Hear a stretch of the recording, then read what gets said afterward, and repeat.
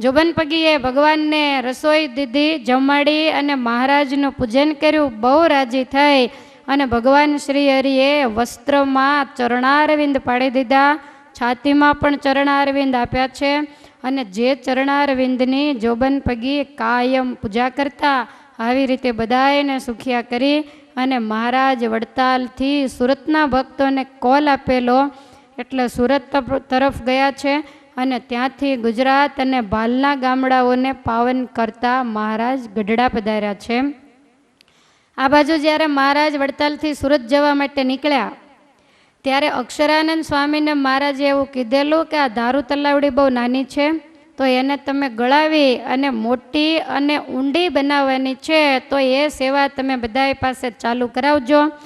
એટલે અક્ષરાનંદ સ્વામીએ વનમાળી ગોર જે જોશી વડતાલના એને બોલાવી અને મુહૂર્ત જોવડાવ્યો. અને વનમાળી ગોરના જે દીકરી હતા એનો દીકરો હરિશંકર એને બોલાવીને એના હસ્તે ખાત પૂજા કરાવી અને તળાવ ખોદાવવા માંડ્યો. બધાને ખૂબ મહિમા કયો આ તળાવનો. એટલે સંતો સત્સંગીઓ અતિ ઉમંગથી તળાવ ખોદવાનું કામ કરે છે. ખેડૂતો સરમાં હળ હાકે, કામ કરતા તે કોઈ ન થાકે, ટોપલા ભરી જન લઈ જાય, મુખે કૃષ્ણના કીર્તન ગાય. અક્ષરાનંદ સ્વામીએ ગોમતી ગળાવવાનું કામ ચાલુ કર્યું. સરોવરની અંદર ખેડૂતોને હળ આંકવા વળગાડી દીધા. પેલો ગાળ નીકળી જાય ને, બીજા જે સેવા કરનારા હોય એ ટોપલા ભરી ભરી અને ગાળ માંડ્યા કાઢવા. આ બાજુ ગોમતી ગળાવવાનું કામ ચાલુ થયું. અને બીજી બાજુ ગઢપુરમાં બિરાજતા ભગવાન એક દિવસ અક્ષર ઓરડીમાં બેઠા છે. અને બેઠા થકા મહારાજ વિચાર કરે છે કે હું જ્યારે દ્વારિકા ગયો, દ્વારિકાધીશના જ્યારે મેં દર્શન કર્યા ત્યારે દ્વારિકાધીશે મને એમ કહેલું કે મહારાજ કંઈક સારું મંદિર બંધાવો તો મારે ત્યાં આવવું છે. દ્વારિકાની અંદર એટલો બધો અધર્મ વધ્યો છે એટલે મારે અહીંયા રહેવાની ઈચ્છા નથી. અને ત્યારે મેં દ્વારિકાધીશને એમ કીધેલું કે અમે ચરોતર પ્રાંતમાં સુંદર મંદિર જ્યારે બાંધશું ત્યારે અમે તમને ત્યાં બોલાવી લેશું. તો દ્વારકાધીશ તો રાહ જોઈને બેઠા હશે કે ક્યારે કોઈ બોલાવે અને ક્યારે અમે ચરોતરમાં જઈએ. તો વડતાલની અંદર તો મંદિર પણ તૈયાર થઈ ગયું છે. દુનિયાને ખબર નથી, પણ લક્ષ્મીનારાયણ દેવમાં મેં દ્વારિકાધીશનું આવાહન કર્યું છે અને એની હવે દુનિયાને મારે ખબર તો પાડવી જોશે ને. આમ એકલા બેઠા બેઠા મહારાજ વિચારે છે. પછી મહારાજે દાદાના દરબારમાં વિશાળ સભા ભરી અને સભામાં મહારાજે તીર્થયાત્રાનું મહાત્મ્ય ગાયું અને એમાં દ્વારિકાનો ખૂબ મહિમા ગાયો. ત્યારે સભામાં બેઠેલા ગોપાળજી નંદરામ જે મહારાજના ભત્રીજાઓ એમણે ઊભા થઈને કહ્યું, પ્રભુ અમે ગુજરાતમાં આવ્યા, 4 ધામમાં એલું એક ધામ કહેવાય દ્વારિકા, પણ અમે કાંઈ દર્શન કરવા ગયા નથી. તો અમારી ઈચ્છા છે કે અમારે દ્વારિકા જવું છે. મહારાજ કે કાંઈ વાંધો નહીં. ગોપાળજીભાઈ કહે છે, પ્રભુ અમે ગુજરાતના અજાણ્યા, ભાષા પણ બરોબર જાણીએ નહીં, રસ્તો જોયો નથી, માટે કોઈ ભૌમિયાને સાથે મોકલો. મયારામ ભટ્ટની આગળ મુહૂર્ત જોવડાવી સચ્ચિદાનંદ સ્વામીને ભૌમિયા તરીકે સાથે મોકલ્યા. કથા પ્રસિદ્ધ છે એટલે હું એને ટૂંકમાં લઉં છું. ધર્મકુળને સાથે લઈ અને સચ્ચિદાનંદ સ્વામી દ્વારિકા આવ્યા છે. એક ધર્મશાળામાં ઉતારો કર્યો. ધર્મશાળાના માલિકને એમ થયું કે ઘણું દ્રવ્ય આપશે એટલે એણે સારી આગતા સ્વાગતા કરી, શ્રીમંત જાણીને બહુ બરદાસ્ત કરી, વસ્તુઓ જોઈએ તે બધી લાવી દીધી. સચ્ચિદાનંદ સ્વામીને એમ થયું કે આ બધાએ ઉતારા પાણી કરે ત્યાં હું ગોમતીજીમાં સ્નાન કરી આવું. એટલે સ્વામી સ્નાન કરવા ગયા. ત્યાં તો ત્યાંના ગુગળી બ્રાહ્મણોએ આવીને સ્વામી પાસે પૈસા માગ્યા. સ્વામી કે હું ધન રાખતો નથી, સ્વામિનારાયણનો સાધુ છું અને નાવાના કાંઈ પૈસા હોય નહીં, માટે સ્નાન કરવા દો. ગુગળીઓ માન્યા નહીં કે ગોમતીમાં સ્નાન કરવું હોય તો અમારો નિયમ છે કે દ્રવ્ય આપવું જ પડે. સચ્ચિદાનંદ સ્વામીને બહુ અપમાન કર્યું એટલે સ્વામી કિનારે બેસીને મહારાજનું ધ્યાન કર્યું. ત્યાં તો સમાધિ થઈ ગઈ નાડી પ્રાણ બધું બંધ થઈ ગયું. પેલા બ્રાહ્મણોને એમ થયું કે આનો જીવ નીકળી ગયો, રખે આપણે ગુનેગાર ઠરશું, એટલે બ્રાહ્મણો તો ત્યાંથી જતા રહ્યા. હવે આ બાજુ ધર્મવંશીઓ બધાને પૂછવા માંડ્યા સચ્ચિદાનંદ સ્વામી ક્યાં ગયા. ત્યારે કોઈએ કીધું કે ઉતાવળા થઈને એકલા ગોમતીજીએ સ્નાન કરવા ગયા. ત્યાં આવીને તપાસ કરી તો સ્વામીને તો સમાધિ થયેલી. સ્વામીને એક જોળીમાં બેસાડીને ધર્મશાળામાં લાવીને એક ખૂણામાં સુવડાવી દીધા. પછી બધા વિચાર કરે છે કે હવે આપણે કેમ કરવું. ધર્મશાળા સંભાળનારો હતો, એણે કીધું કે મને દક્ષિણા પૈસા આપો, હું આ સાધુનું ધ્યાન રાખીશ, અને આ સાધુ જો સમાધિમાં ગયા હોય તો તમને ખ્યાલ છે ક્યારે જાગે. ધર્મકુળવાળા કે આનું કાંઈ નક્કી નહીં, 10 દિવસે જાગે, 12 દિવસે, ક્યારેક મહિને, કોક વાર તો 6 મહિના સમાધિમાં રહે. ત્યારે આ ધર્મશાળાનો જે માલિક હતો એ કહે છે કે તમે યાત્રા કરી આવો, તમે ચિંતા કરશો નહીં, જાગશે એટલે હું એને તમારી પાછળ મોકલીશ. આવી રીતે કહી અને ધન આપી સચ્ચિદાનંદ સ્વામીને ત્યાં રાખીને ધર્મવંશીઓ આગળ ગયા છે. ધન આપી ગોમતીજીમાં સ્નાન કર્યું, ત્યાંથી આગળ જઈ પૈસા આપીને આરંભડે છાપો લીધી, અને ત્યાંથી નાવમાં બેસીને બેટમાં ગયા, અને ત્યાં પણ ધન આપી દર્શન કર્યા. 5 દિવસ રહ્યા. હવે આ બાજુ 4 દિવસ થયા ત્યાં સચ્ચિદાનંદ સ્વામીને સમાધિ ઉતરી ગઈ. ચોથા દિવસે એટલે સચ્ચિદાનંદ સ્વામી ઊભા થઈને ચારે બાજુ જોવે તો ધર્મકુળવાળા કોઈ નહીં, અને ભગવાનની ઈચ્છા કરીને પેલો ધર્મશાળાનો માલિક ક્યાંક આડો અવળો ગયેલો, તો એ નહીં, સ્વામી તો ઊભા થઈને હાલતા થયા. ગોમતી નાવા જ્યાં ગયા ત્યાં પેલા એ અટકાવ્યા, કેલા તને ના પાડી હતી બેદી પહેલા, તોય આવ્યો, પૈસા લાવ. સ્વામીને થયું કે નહીં નાવા દે, એટલે 3 દિવસ ત્યાં થયા, અને ચોથે દિવસે ચાલતા થયા તો આરંભડા આવ્યા. ત્યાં જઈ અને બધા જે ગુગળીઓ હતા છાપો દેનારા એને કીધું કે અમને છાપો આપો. ગુગળીઓ કે રૂપિયા વગર મફતમાં છાપ મળે, માટે છાપો નહીં દઈએ. સ્વામી બહુ કરગર્યા, છાપ આપી નહીં. સામે મોટો લાંગણ ચોરો હતો, ત્યાં કેટલાય માણસો લાંઘવા બેઠેલા. સ્વામી એની ભેગા બેસી ગયા કે એને દયા આવશે ત્યારે આપશે. હવે આ બાજુ ધર્મશાળાનો માલિક આવ્યો, પણ સ્વામી તો આરંભડા પહોંચી ગયેલા. એને ઘણી ચિંતા થઈ, મનમાં બીક લાગી, ઠપકો દેશે. આજુબાજુ તપાસ કરી પણ ક્યાંય સ્વામી તો મળ્યા નહીં. હવે આ બાજુ લાંગણ ચોરે બેઠા બેઠા 1 દિવસ, 2 દિવસ, 3 દિવસ અને 4 દિવસ થયા, પણ પહેલાં એ તો છાપ આપી જ નહીં. સ્વામી નિરાશ થઈને ત્યાંથી નીકળી ગયા કે હવે તો દ્વારકાધીશના દર્શન કરી આવું. 3 ઉપવાસ ગોમતીજીએ અને 4 ઉપવાસ અહીંયા આરંભડે. કેટલા થયા? 7. પછી સ્વામી ત્યાંથી ચાલતા નાવમાં બેઠા.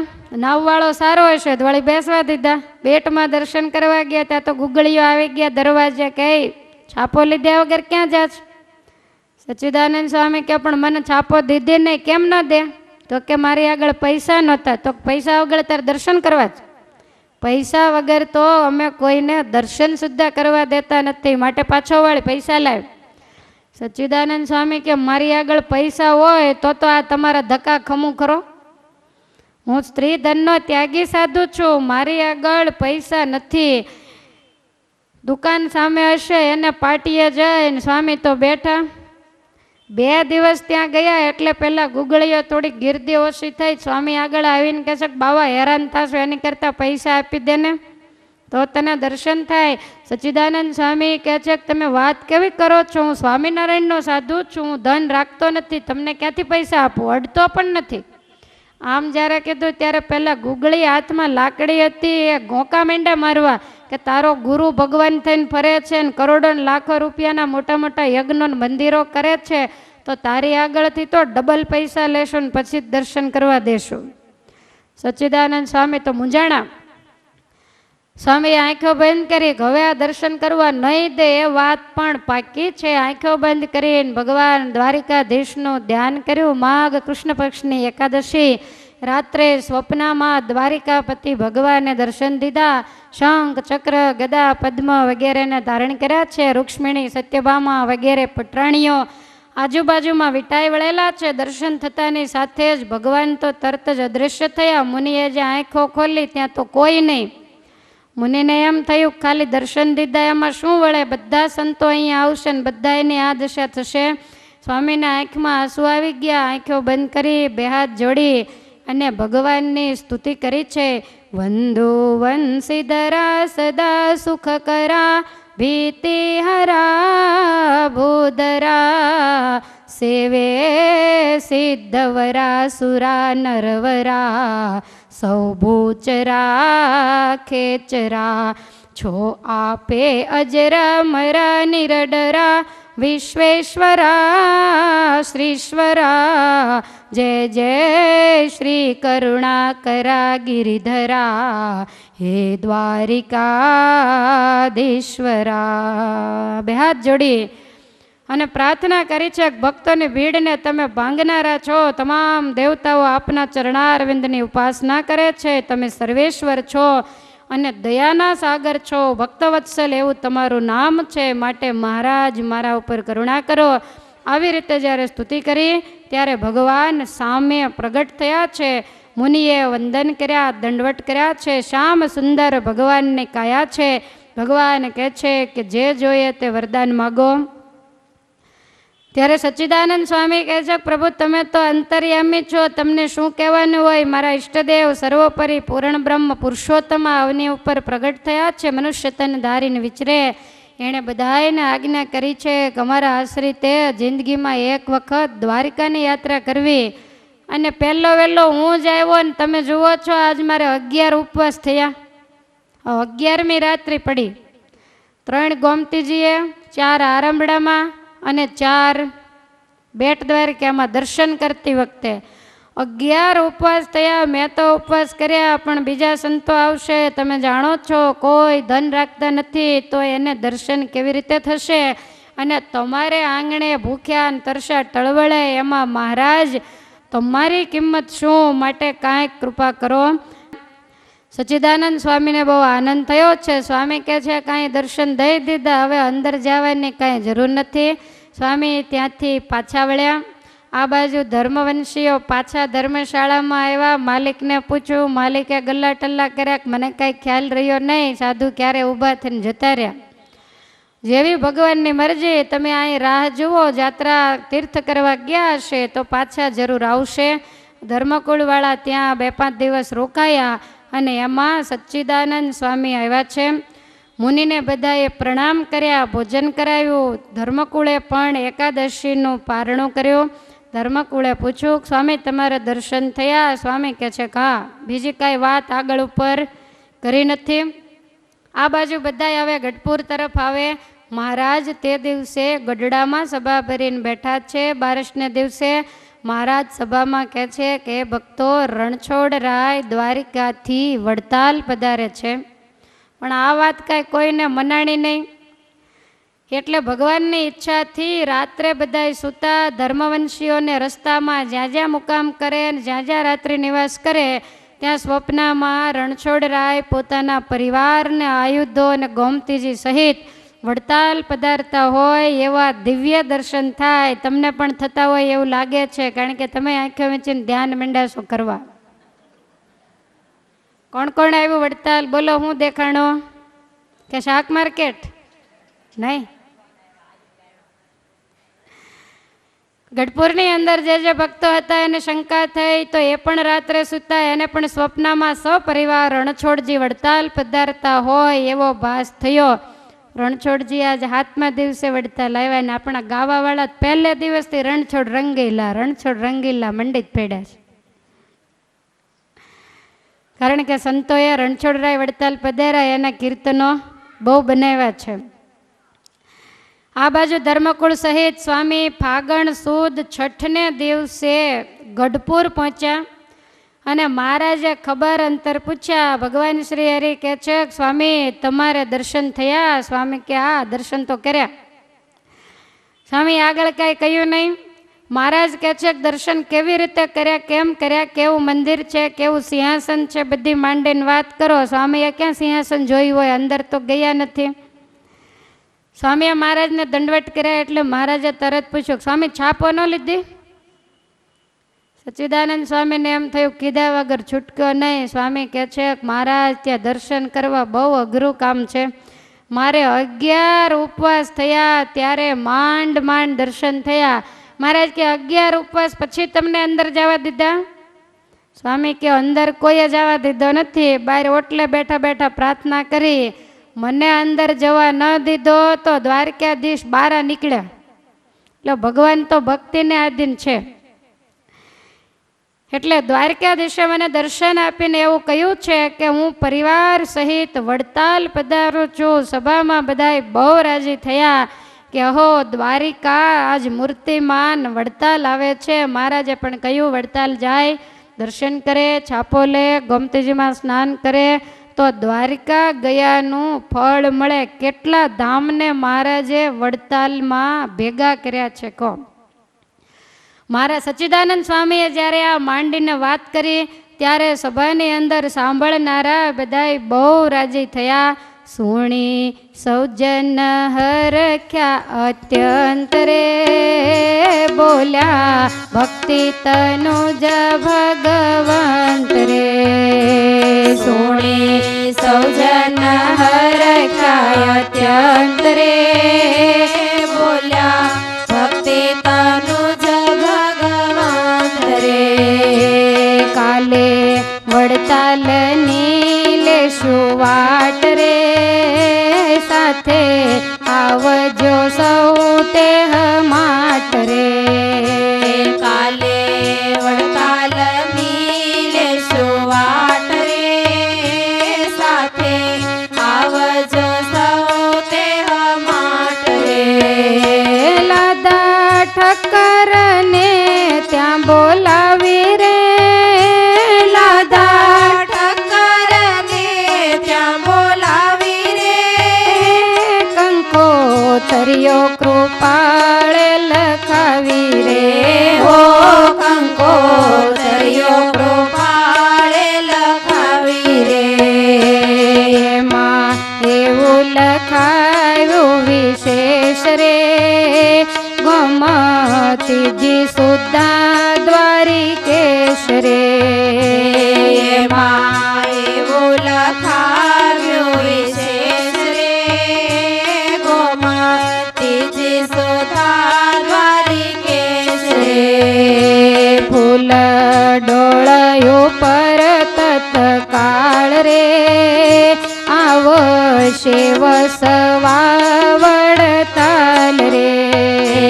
ફૂલ ડોળવું પર તત્કાળ રે, આવશે વસવા વડતાલ રે. માટે તે સમે ત્યાગી ગૃહસ્થ રે, માટે તે સમે ત્યાગી ગૃહસ્થ રે. તહાય આવજો ભક્ત સમસ્ત રે, હો આવજો ભક્ત સમસ્ત રે. સુણી સૌજન હરખ્યા અત્યંત રે, બોલ્યા ભક્તિ તનુજ ભગવંત રે. હો બોલ્યા ભક્તિ તનુજ ભગવંત રે. મહારાજ કહે છે કે આવતીકાલે વડતાલ જવું છે. લાદા ઠક્કરને બોલાવીને કંકોત્રીઓ લખાવી પુષ્પદોલ ઉપર બધા જ વડતાલ આવજો અને ત્યાં અમારે રણછોડજીની પ્રતિષ્ઠા કરવાની છે. ગોમતીજી સહિત દ્વારકાધીશ વડતાલ પધારવાના છે. દેશ દેશાવરની અંદર કંકોત્રીઓ લખીને મોકલાવી. ભગવાન શ્રી હરિ વહેલા નિત્યક્રિયાથી પરવારી સંત હરિજનોને સાથે લીધા. દાદા ખાચર, જયા, લલિતા વગેરેને લીધા. ધર્મવંશીઓને પણ લીધા અને મહારાજ ફાગણ સુદ 7મે વડતાલ જવા નીકળ્યા. વચ્ચેના ગામમાં તમામ ભક્તોને સુખ દેતા ફાગણ સુધી એકાદશીએ મહારાજ વડતાલ પહોંચ્યા અને ત્યાં સામૈયું કરી અને મહારાજને પોતાને ઉતારે પધરાવ્યા. અને એ એકાદશીની રાત્રિએ વડતાલની અંદર જે દેશ દેશાવરના સંઘ આવેલા એ બધાયને રૂકમિણી સહિત દ્વારિકાનાથ, ગોમતીજી, ભગવાનના આયુધો એ બધાય જ્યારે વડતાલ પધાર્યા હોય જાણે એવું બધાયને સ્વપ્નમાં દેખાયું. બારસને દિવસે મહારાજને વાત કરી કે મહારાજ અમને આવું સ્વપ્ન આવ્યું અને બારસને દિવસે મહારાજ ધારુ તળાવે ગયા. આજુબાજુમાં આંબાનું વન છે. ચારેય બાજુ તળાવને કાચી પાળ હતી માટીની, અને ચારેય બાજુ મજબૂત આંબાવાડિયું હતું.